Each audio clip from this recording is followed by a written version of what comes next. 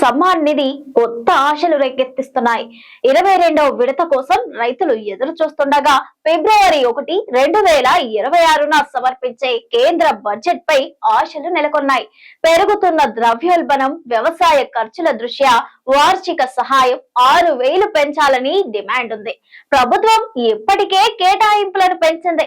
రైతులకు ఒక వరం లాంటి ప్రధానమంత్రి కిసాన్ సమ్మాన్ నిధి యోజనకు సంబంధించి ఇప్పుడు కొత్త అంశాలు రేకెత్తాయి. రైతులు 22వ విడత కోసం ఎదురు చూస్తగా అందరి దృష్టి ఫిబ్రవరి 1, 2026 సమర్పించనున్న కేంద్ర బడ్జెట్పై కేంద్రీకృతమై ఉంది.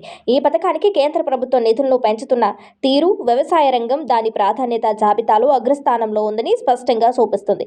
ప్రస్తుత ఆర్థిక సంవత్సరం గణాంకాలను పరిశీలిస్తే ప్రభుత్వం మొదట 60,000 కోట్లు కేటాయించింది. అయితే రైతులు అవసరాలు, పథకం పరిధిని పరిగణలోకి తీసుకుంటే ఈ మొత్తాన్ని 63,500 కోట్లకు పెంచారు. గత 2 సంవత్సరాల్లో బడ్జెట్లో 2,000 కోట్లకు పైగా పెరుగుదల ప్రభుత్వ ఉద్దేశాలను స్పష్టంగా ప్రదర్శిస్తుంది.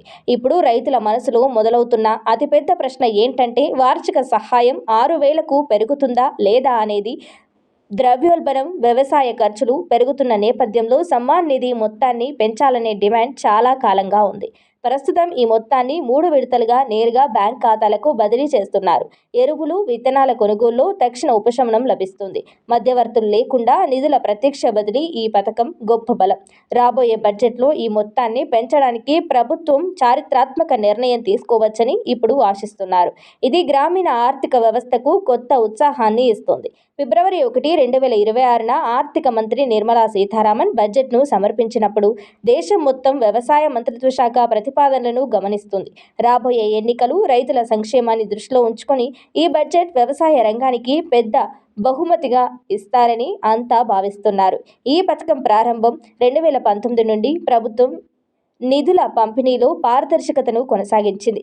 2023-24 ఆర్థిక సంవత్సరంలోనే 61,000 కోట్లకు పైగా ఖర్చు చేసింది.